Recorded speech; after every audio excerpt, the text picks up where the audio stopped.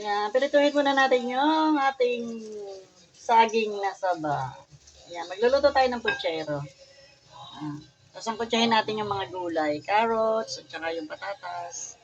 Inuna ko lang yung saging. Ayun, medyo brown na yung ating saging, kaya tatanggalin na natin. Konting brown lang naman. Tapos yung patatas naman yun. Brownin natin. Sama na yung carrot.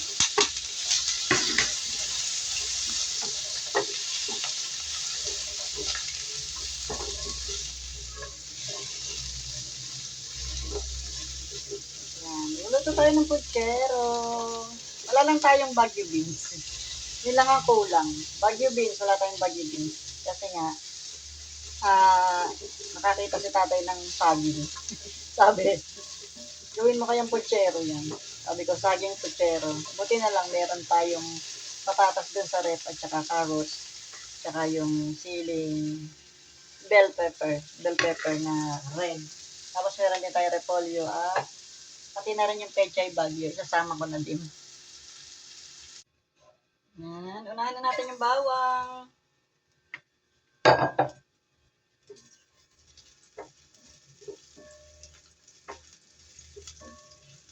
Nagluluto tayo ng putsero.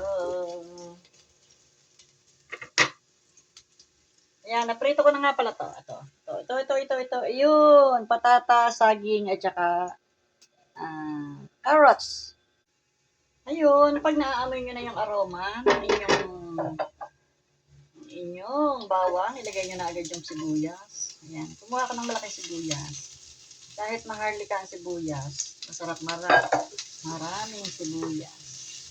Gisa-gisa lang ating, yan, syempre, lagay na natin tong ating isang hiwa ng ating liempo. Isang hiwa lang kasi, dalawa lang kami. Tama na yun. Ayan, natilagyan ko na nga pala ng tomato sauce. Hindi na nakita. Dagdagan pa natin, baka kulang.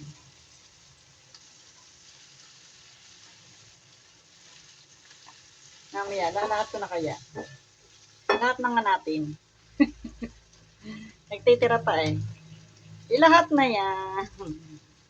Yan, lalagay na natin yung ating tomato sauce. Para mas malasa. Lagyan natin ng konting tubig. Yan, pakuluan lang natin yan. At syempre, lagyan natin siya ng konting sugar. Lagyan natin siya ng isang kutsarang asukal. Mamaya natin dadagdagan pag kulang. At lagyan din natin siya ng oyster sauce. Yan, lagyan natin siya ng konting oyster sauce. Sige, lahat na rin natin to. Para masaya. Para masaya, lagay na natin lahat. Yan, pakuluin lang natin yan. Siyempre, lagyan natin ng paminta. Lagyan natin ng konting paminta. Lagyan natin ng konting magic. Yan, pampamagic. Yan, hintayin lang natin siyang kumulo bago natin ilagay yung ating patatas at saka carrots and saging. Ayun, kumukulo-kulo na at medyo malambot na rin naman yung ating karne. Hiulog na natin itong ating mix-mix na patatas, saging na saba at saka carrots. Hulog na natin ito.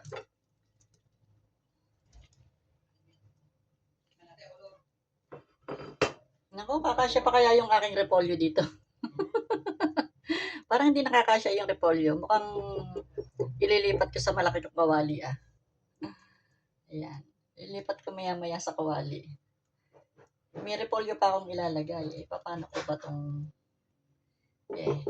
lipat natin sa kawali. Puno na eh, oh. Tingnan natin kung kakasya.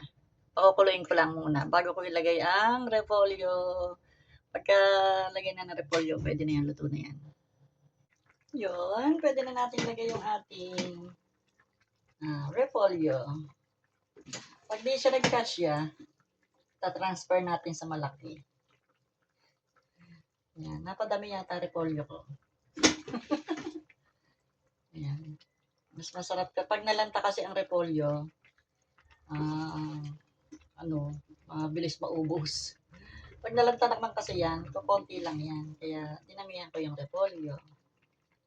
Kaysa naman sa rep, lahat na natin. Pero talagang hindi yata kasya. Hindi makahalo. Transfer natin sa malaki, tara. Oo, di ba? Puno. Punong-puno yung ating kawali. Nasa kawali na siya, pero puno pa din siya. Lulubog lang natin. Mamaya atras na yan. Paatrasin lang natin. Dami naming ulam. Kami lang dalawa. Yan, mangungumbida tayo ng ng kakain. Gulay lang naman ang madami. Alam nyo ba, ang nilagay kong liempo dito ay isang hiwa lang. Halagan lang na 100 pesos. Pero gusto ko lang talaga yung gulay. Sayang lang kasi yung repolyo pag di ko pa nilagay dito. Sobra nang maluluma sa rep. Kaysa naman maluma, lutuin na natin. Yan, wala talaga siyang green. Wala siyang green na beans.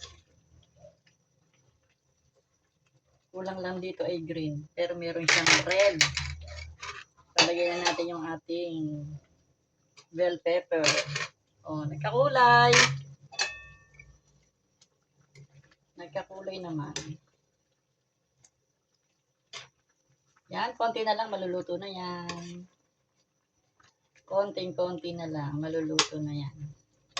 Kasama ko na din yung tirang chicharon dito sa hindi na makain na chicharon.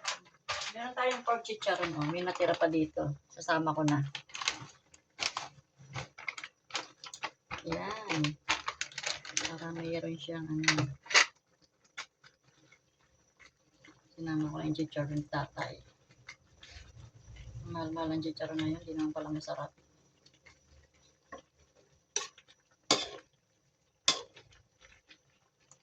Nakikita niyo ba yung karne? Parang puro gulay na yung ating puchero. Parang puro gulay ang puchero natin. Yan, maluluto na siya. Tikman natin.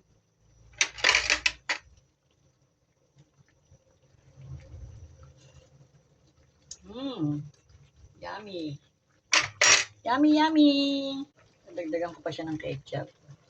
Isang tomato sauce yung nilagay ko, pero dagdagan ko ng konting pula.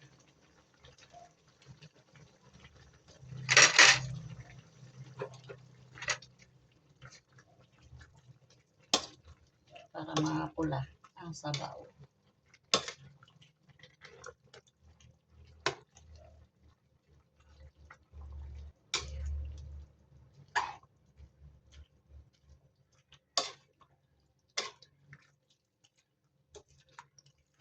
Hindi makita ang saging, hindi makita ang patatas.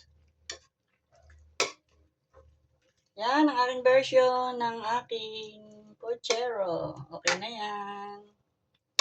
Okay na to.